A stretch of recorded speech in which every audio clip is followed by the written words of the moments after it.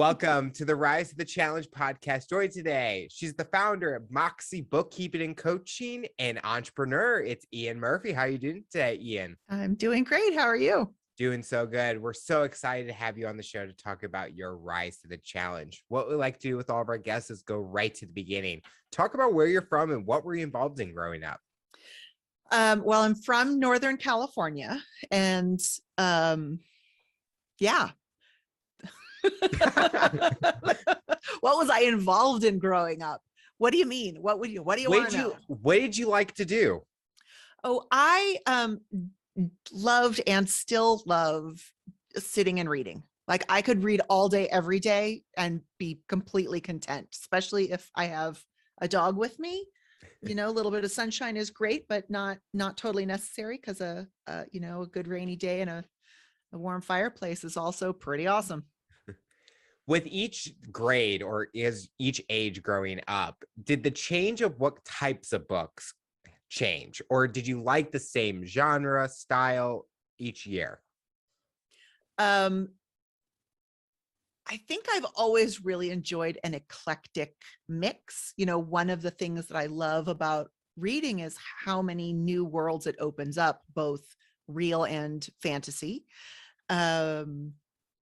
You know, my parents had a bookshelf in the living room. And so I remember younger than I should have been sort of going, oh, you know, these are the classics, I guess I should read them. And so reading like Kurt Vonnegut when I was 12 and being like, I don't really get it. So yeah, you know, all things.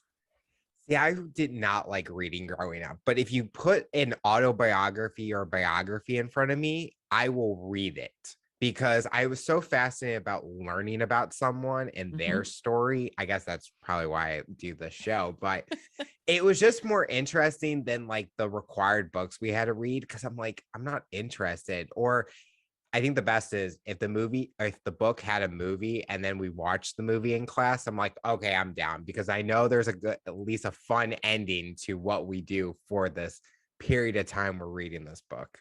Yeah. And I'm absolutely one of those people that I have to read the book before I see the movie because I can keep that's nothing like the book in my head, but if I do it the other way around, I just don't have the same experience reading if I already have those images in my head. So I think a lot of people are like, that's definitely a conversation that anyone has had is, do I go see the movie or do I read the book?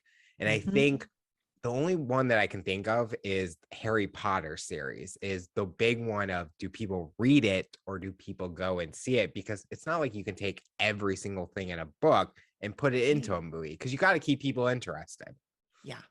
Yeah, for sure. What was your favorite book growing up? Oh, consistently, what was my favorite book growing up? I don't know that I had a favorite book. I mean, I definitely had like a children's book favorite, which was the Brementown Musicians. Very entertaining little story, but definitely for a young age. I don't know that there was anything that I went back and read over and over. I loved Stephen King when I was young. Okay. Loved. Yeah, I don't know that I had a single favorite. When you're reading a book and it's talking about things that can happen into a person's life, did you ever think about, for you, does this relate to me or could this be my future and things like that? I think I've always related in some way or another, right? That's the connection between you and the story. And it's one of there's like a little controversy, I guess, right now about the new movie Turning Red, Pixar. I'm not sure if I'm even getting the name right. I haven't heard of it. It's a story of a young girl. I haven't seen it, so I'm going to butcher this. I have a young girl who's coming of age and turns into a red panda if she gets angry or something. I'm not, Yes, I've seen the commercial. Yes, I have not seen the commercial. I just have read the online chitter chatter around people saying, well, this is really not relatable. and I was like, really? I feel like all of us have a coming of age story, and all of us have some sort of awkward emotional story, and this feeling of outburst, or like Yep. turning into someone we don't want to. I did not get it at all, how people thought that it wouldn't be relatable to absolutely everyone, but I haven't seen it yet, so I might see it and be totally disappointed.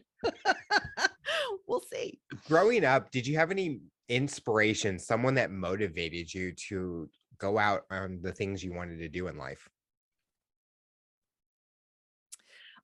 I definitely had a motivating person. My great aunt Evie, who is my grandmother's sister, was the caretaker for me and my sister during the day, because my dad worked and then played music all night, and my mom was in medical school. So both of them were really busy.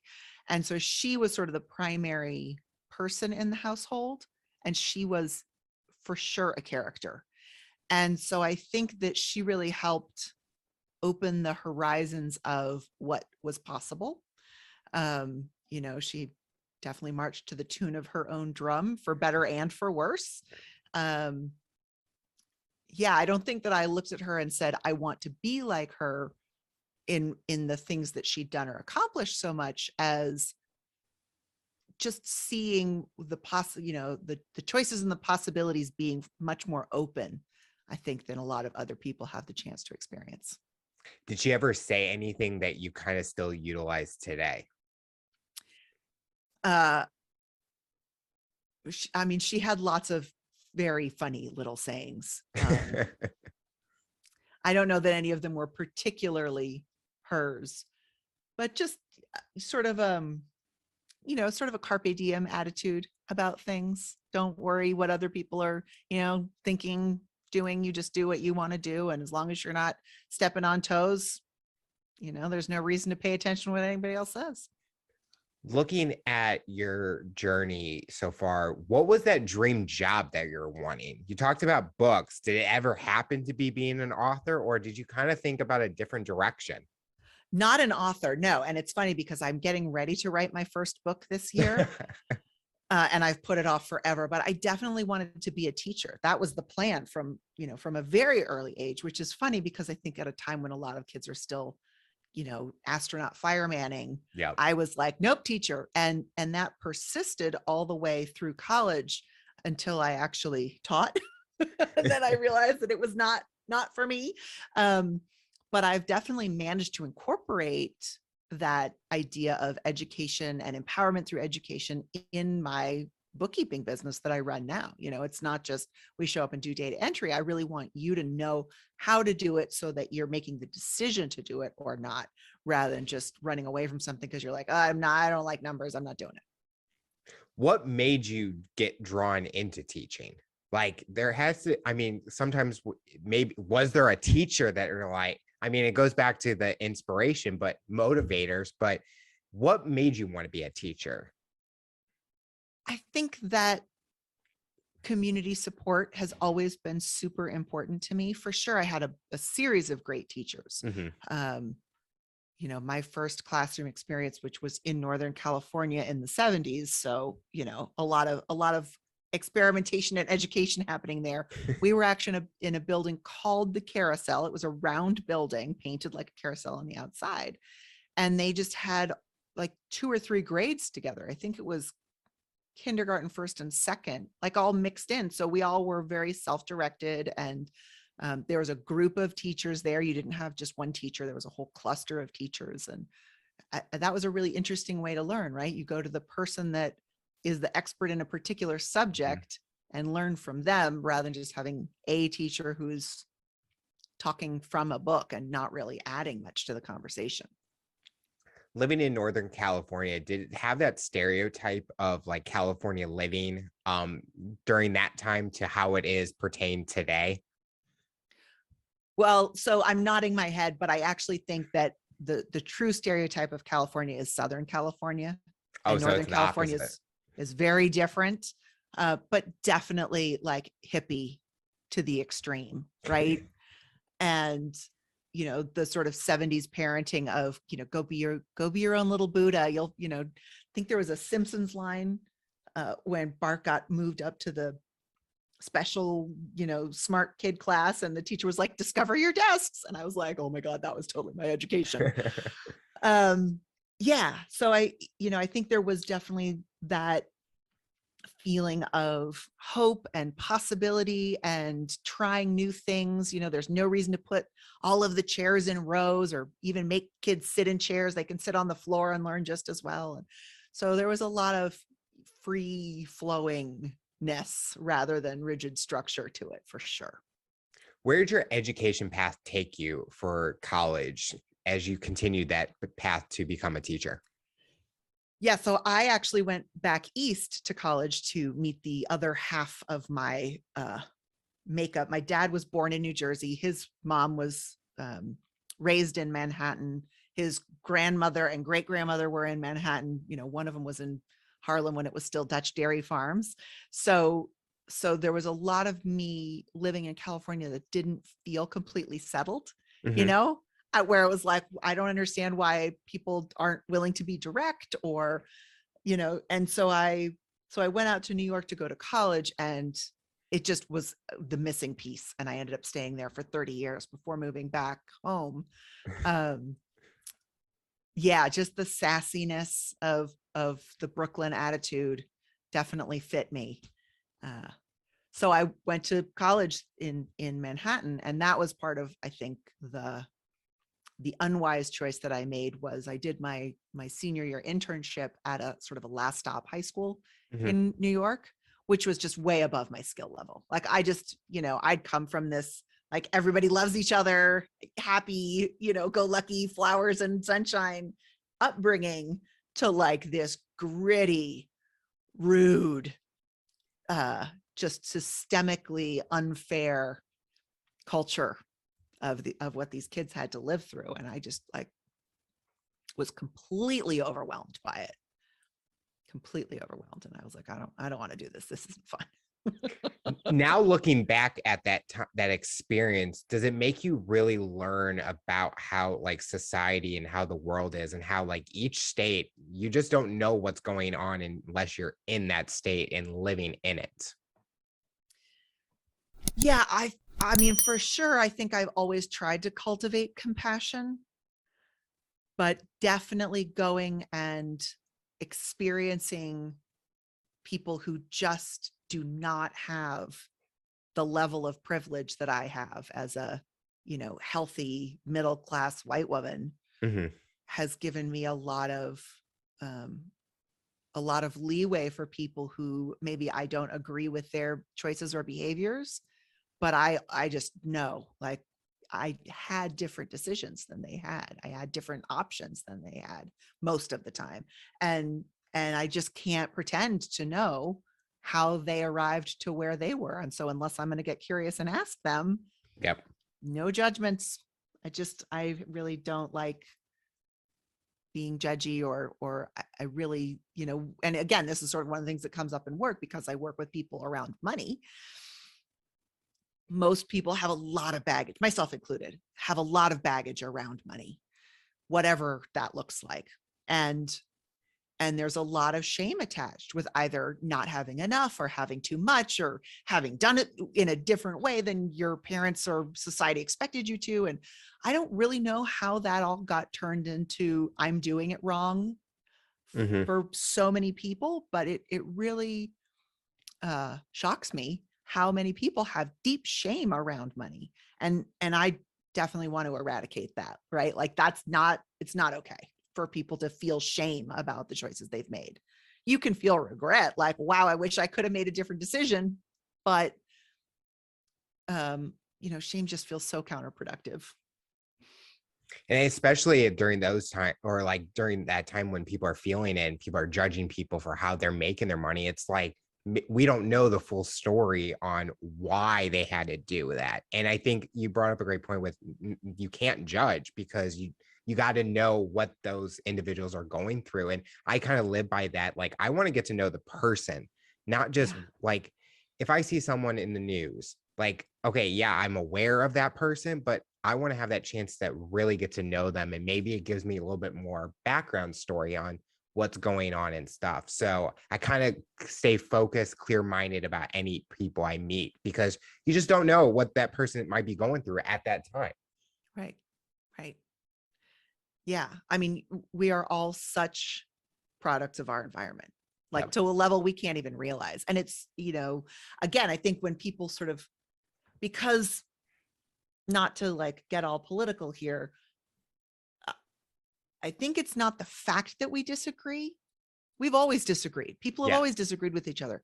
It's how we're choosing to disagree with each other these days, with this very dismissive, abrupt, rude, right? That makes the conversation so hard. And, it's very easy for everyone to think, I don't understand how anyone thinks like that. Mhm. I don't understand why everyone can't see the clarity and the reason behind the way that I think. And to me, that's like saying, I don't understand why I don't speak Arabic or Japanese or, French. Like, well, that's not what I grew up with.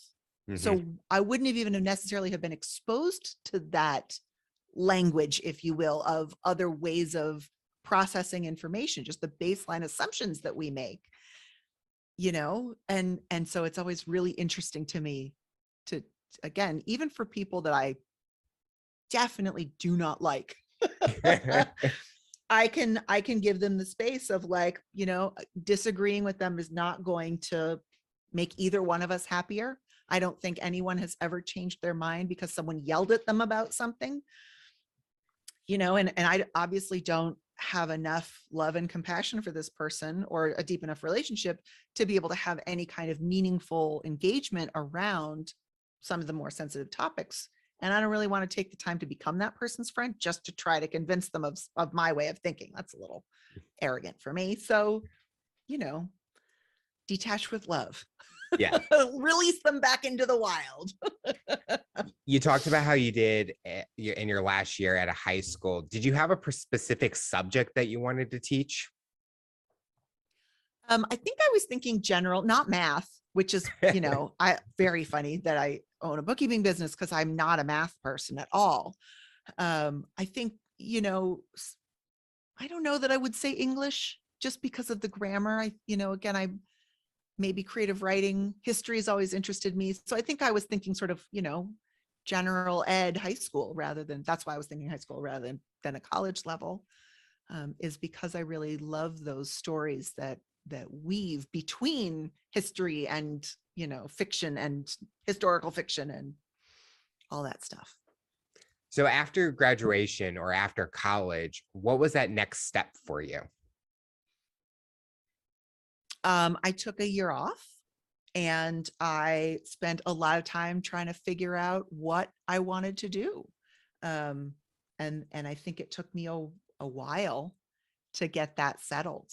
I sort of left college and became one of the underemployed, where I was working multiple jobs and not earning a living wage. And that really changed the focus of what Mhm. I was doing. I knew I didn't want to go work in some corporate establishment, but I didn't know what the alternatives were other than, bartending, waitressing, and temp work. And I'm very lucky that I stumbled upon bookkeeping as something that I am surprisingly good at, and really enjoy. That it has enough of a problem solving element to it that it keeps me engaged, especially around other people's bookkeeping, right? Helping people figure out how to set things up so that it produces the right result. Yeah, I might never have found that. And I don't know what I would be doing if I hadn't. Was the passion gone from teaching, and that's why you needed to take that year off? Because I think a lot of people struggle with, well, I went to college, I need to get out there and working. But I think some people take advantage of that year off to kind of find what's next. Maybe there's a different thing out there that's better suit for them. Yeah, so I tried teaching a couple of different ways. So, in my senior year of college, I did this internship in a high school. I did a summer program that was in a middle school, and I already knew like middle school is very particular. It's a very particular stage of development that I don't relate to easily. And then I did adult ed, and I didn't hate doing adult ed, but I also didn't love it. And that job, in order to be able to keep teaching, I would have had to go back and take a typing course because I didn't have enough typing credits in college, which was really weird. And I just was like, you know what? I don't love this job that much to go back to school to take, a semester of typing. Well, and so that kind of blew it for me, was just this idea of, I was really looking for an exchange of ideas rather than, teaching to a test. And our education system in the US, I think, has really fallen apart and really begun to fail people for decades now. I think my sister may have been the last generation to have home ec and woodshop. Oh, and yeah. like all of the stuff that, like, we all need to know how to do this, and nobody's teaching it anymore. There's no more school gardens. There's no more art class, music class. Like, it's all this teaching to the test academics that I don't think really teaches anybody a love for learning. Right. And if you're not learning a love for learning, then what's the point of school? So yeah, I don't think it was so much passion as, oh, this is not the flavor I thought it was going to be when I saw the wrapper. I don't like this flavor at all. What do I want now? And just really not having a plan B, because I'd always assumed I was going to be a teacher. So it wasn't like, oh, well, now I'll fall back to astronaut now. It didn't. You talked about how home ec people, they're not doing it. And I'm like, I would love to have done that. But now my home ec is just watching Food Network nowadays. Exactly. Or YouTube, something. And I think there's so many classes where I think like real world stuff, like taxes and things like that they should be teaching, but they don't. And it's like, we take accounting, but it's about accounting on a business, not personal. And I think there's so many ways that they could incorporate those things, because I think a lot more people, a lot of students will take advantage of it, because if the parents hear that's an option, they're going to make their kid want to do it. And then the kid will be better prepared for the future. Right. Yeah. I mean, and that's sort of the question, is like, what imagined future do we think we're preparing people for? Yeah. Because I don't really, I've never had to chart a sentence since I left school, like that was not and again, I get it as a framework for learning. I think foundations are important, but the pandemic has definitely brought up this question for so many people. And I feel really lucky that I don't have, kids in school that I have to deal with this directly. Mm-hmm. But, but kind of what's the point anymore? Children have been so confused, like the rest of us, with you wear a mask, you don't wear a mask, you can go to school, oh, you can't go to school, oh, you can go back to school, oh, but someone has COVID now. And just the level of disruption, and this idea again that, like, what an opportunity that could have been to reimagine the delivery of education. And instead, what we did was we put everybody on Zoom and just kept talking. Right. And I heard of one art teacher that, like, mailed out art supplies to her students and was like, this is your art project, make whatever you want and send me a picture of it and let me know you're done. And there just wasn't any strengthening of that creative spirit of education, right? If you don't like reading, great, go make some stuff.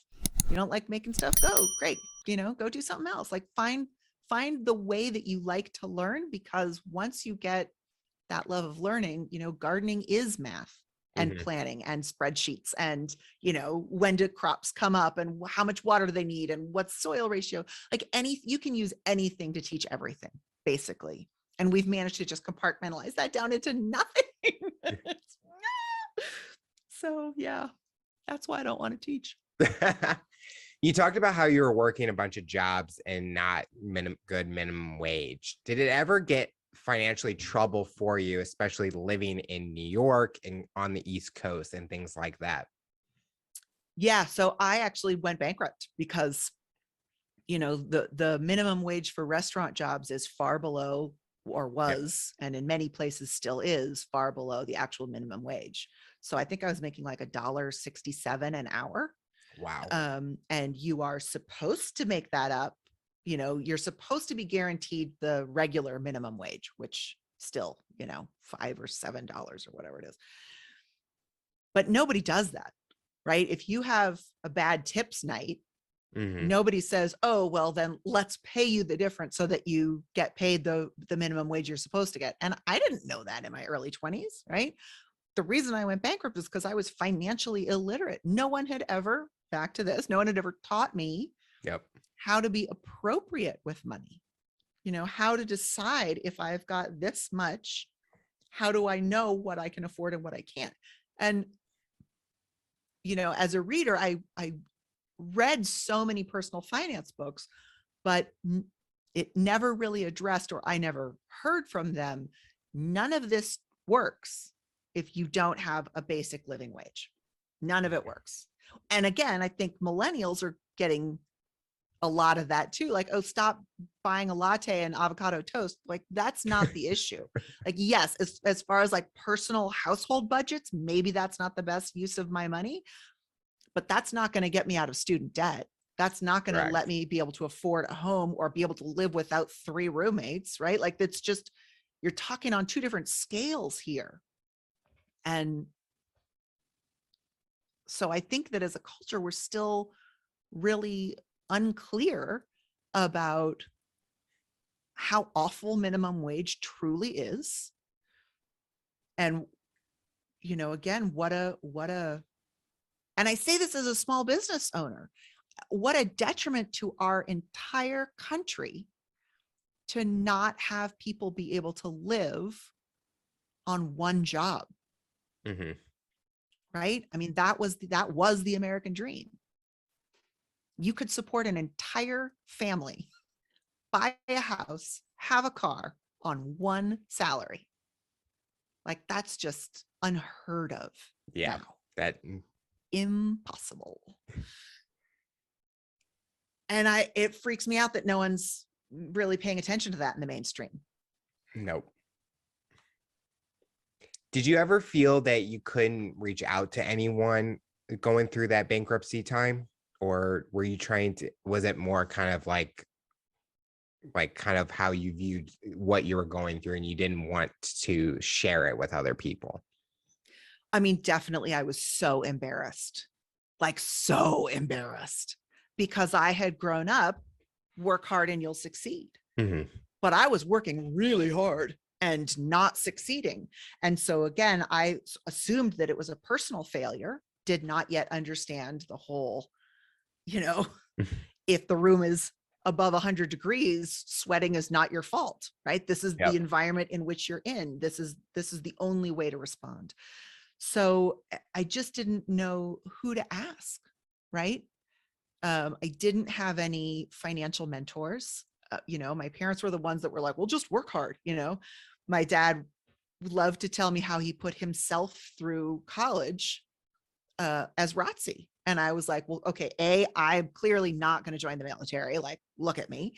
And B, a dollar then does not equal a dollar now. Like, education costs are out of control. Housing costs are out of control. The wage is not kept up. Like, he, again, was working from an assumption that was just no longer true. So the places that I thought to ask or that I knew to ask did not have the information that I needed. And that was sort of coupled with this mindset issue of, oh, I guess I'm only worth minimum wage. Hmm. I guess because I don't have a degree, or I'm not a professional, whatever it is, that I didn't see a clear path for myself in something that I wanted to do that was going to pay me well. Did you ever think about going, you talked about earlier about you didn't want to work in corporate and kind of that kind of style. Did you have that realization like maybe I have to do this because I need to make money and kind of get back on my feet? I definitely thought about it, but what I was hearing from the people that I knew that had chosen to do that and to join up with corporate was that it was a really horrible environment, that you'd be working, 80-hour weeks and being paid more than I was being paid for sure, but still not enough to justify that. And so I thought, I don't really want to trade time for money in that way. I'd rather have less and do more than, than I'd rather have the time than the money. And again, that was too much black and white thinking. And it wasn't until, so what happened after my bankruptcy was I was like, well, I can do bookkeeping. Let me just do that. And working for myself, I could set my own wage. And so I could say, well, this is how much I need to live on. So I need to make sure that I'm charging at least that. And if you don't want to pay me that, cool, we're not a good fit, which is a totally different relationship than employer-employee, right? Or even bartender customer. So, because that's the whole thing about tips and why I hate them so much is it shouldn't be up to how good your day is going, right? Yeah. How much I get paid. Like, we all know there's a percentage that we're asked to give, but what if I don't have the right change, right? Or what if I just got stiffed by somebody, or I haven't gotten paid? There's so many things. And on the other end of that, for sure, a lot of the people that I saw come into my bar that were able to throw around $100 bills were not people I wanted to hang out with, right? I was like, I'm going nowhere near that table. So yeah, what are the choices we're given, and how much do we allow that to be a limitation, and how much of that really is a limitation? Who knows? I think some of the listeners can probably have had that same question of, do I put in the time and it's worth the money, or do I want less time and be able to do things for myself? Because I think can you separate your work and your personal life and make it work and kind of balance it out? Because I kind of look at, well, I don't want to be stressed and then I don't get to enjoy what I want to do personally. And so I think I've come up with where if I'm working 8 hours, I work hard for those 8 hours. Once that clock hits, I'm done. But I like how, as an entrepreneur, you're able to create your schedule and you get to have that full control of your business. And I think there's a lot of shows now that are showing that, but I think a lot of people struggle to get it started. So talk about that journey in getting your business started. So I started my business because I knew that I had to learn about money. And I had been working as an office manager for this woman.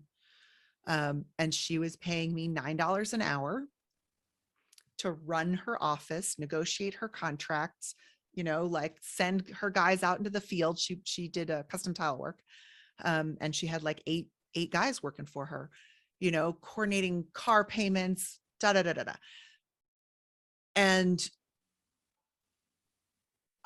that was sort of this, like, I'm definitely being underpaid. So that was my version of corporate, right? I'm going to go get a full-time job, work for one person in an office. I'm going to do it in the construction world because I don't want to have to wear pantyhose to anywhere. And even there, she just wasn't paying me enough to live. And when I said, hey, most of the people that do what I do get paid somewhere between like $15 and $25 an hour. And I could have just left it there, but instead I followed it up with, how about you give me a raise to $10, right? So I'm saying, most people get this, maybe you could throw me a few crumbs. Like, that clearly mindset issue. Nothing else was going on there other than me undercutting myself. And she still said no. So like, why not go for the big thing and get the no? And maybe that's what it was. Maybe I was trying to negotiate down so that she'd say yes, but she said, I'll give you $9.25. And I was like, that is not going to work. So it was at that job that I realized that I enjoyed bookkeeping, that I was good at bookkeeping, that with the advent of bookkeeping software, it's not math. The program does the math for you. It's logic, common sense, and communication. So I was able to say, well, that was really the most valuable part of that job. So let me do that for multiple people. And so when I parted ways with my employer, which we did on pretty good terms, she connected me to a lot of the crafts people that she was working with, interior designers or other, people working in other areas of wall plastering or wood finishing or whatever. So I was able to bookkeep for sort of craftspeople and artisans. My heart is very much with small business. It is our economy. It's not even the backbone of our economy. Mm-hmm. Small business is our economy. And it was a way for me to learn about money without it having to be my money. I got to see so many different things. And unfortunately, what I saw was nobody has any idea what they're doing. Nobody has any idea how money works. Yeah. And, so now that I was getting paid enough that I had the time and the space to really research that was where I sort of developed this ability to guide people with, now that your books are perfect, what do you want to do about it? Right. Mm-hmm. And thankfully that has served me well as more and more of the data entry moves towards AI and, automation and all of that stuff, because that's the least interesting part of what I do. Instead it's about, what is your goal? What do you want? Why are you in business? What do you want out of this? Not what are you doing for your business, but what is your business doing for you? And because work is life, right? Yep. I mean, we talk about the work-life balance, but it's sort of, that sounds to me too much like I'm having to balance what I want to do with what I have to do. And I'd much rather see those two things blended together, right? So that I want to go to work every day, but yeah, there's definitely some parts of work that I don't love and I have to do it. But just really sort of seeing it holistically. Talk about your bond with your clients and kind of that relationship. How do you keep it strong? And especially during the pandemic times where everything is now virtual like crazy, how do you continue to keep that client relationship? We've actually been virtual for years. So you've been way ahead of this. We had because when I hired my first employee in 2003, we were still going on site and doing people's books. And then cloud-based accounting came along. And at first when it came along, I was like, oh, why would you pay a subscription? Why would I pay every month for something that I could buy once every 3 years? That's the dumbest idea I've ever heard. Until I began to see how it facilitated the communication, right? We're both looking at the same thing at the same time. And what that meant was I could look at it at the same time from you from a different place. Yep. And so then I was like, I don't have to lose, 3 hours a day on the subway getting to a client, to another client, and then home again. I can spend that 3 hours being productive, whatever that means to me, on a personal project or a business project. So we very quickly, as soon as it was feasible, we shifted to virtual and immediately saw the benefits of that. So, and again, I think it's very easy for traditional bookkeepers to just send the reports at the end of the month and be okay with that. But that's not ensuring literacy, right? And since that's, my sort of excitement comes around, I don't want you to make mistakes that I could help prevent with you. I always want to have those conversations. I want to have that conversation every month. Did you open the email with your reports?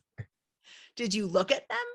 And then what questions do you have? Maybe the question is, this number looks funny to me. And either that's because something happened that shouldn't have happened or that you weren't expecting, or maybe there's a data entry error. But more importantly, okay, this report is the ingredients to make what you want to make next. Yep. So what do you want to do about it, right? Or where are we going to invest? Where do we need to do more? Where do we need to do less? And really make sure that we're crafting a business that people want to have. Your title, or the name of your company, Moxie. How did you get inspired and called it Moxie? We were named by a client. So I was right after I'd hired my first employee, or maybe just before. And I was saying, I'm incorporating, I'm going to be a legitimate business now. And I was like, I don't really want to call it Ean Murphy bookkeeping. Like, that just doesn't feel right to me. And the client that I was with, they're called Creative Film Cars, and they find people with classic or unusual cars and link them up with commercial and television sets. So they're really fun people. And one of the guys, Donald, was like, I've always wanted to call a business Moxie. And I was like, that's it. That's perfect. We're done. So it was really easy. And it is, I think it describes the way that I work. Absolutely. Sort of the grit, determination, but also, I don't know if you've ever had Moxie Cola. Mm-mm. It is an acquired taste. Like, it is not for everyone. It has a real herbal taste to it, a little bit like ginseng. So if you're not used to, like, quote unquote natural products, not that it's a natural product, it's still a soda, but it tastes a little bit like dirt to some people. I love it. I think it's great, but but that tickled me too, because I think for sure, I don't look like your normal accountant. I'm not, I'm definitely not the Coca-Cola vibe. I'm this, like, the Moxie vibe. Yeah, but we can't be judging on the looks of someone, because you just don't know. Like, I mean, I know I'm not an accountant, but I am decent with my money, I will say. Yeah. But you just don't. We're reversing and rewinding and going back to what we were just talking about. I would, and I think judgment and assumptions are slightly different, right? Yeah. So if we think of that good old catchphrase, you can't judge a book by your cover.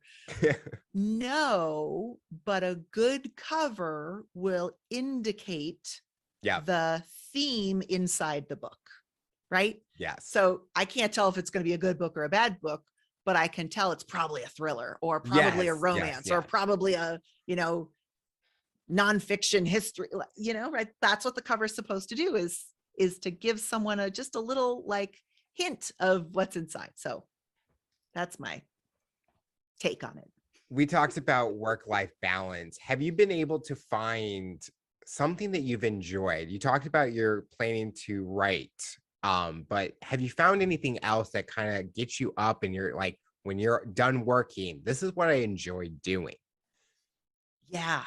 I mean, I'm a pretty simple person. So when I'm done working, I grab my dog and we go for a walk in the backyard. Aww. We've got a fabulous yard. I have a fabulous dog. Yeah. And I just, love hanging out with him and going for walks. And I don't love weeding my garden, but I do it. Right. There you go. There's some things you have to do. The stuff you like to do. Yep. There's some have to's in there. Yeah. I love movies. I love theater, all this stuff. And now, are you back in California or? Yes, so my parents and my family are all still in Northern California. So I moved back to Northern California 5 months before the pandemic.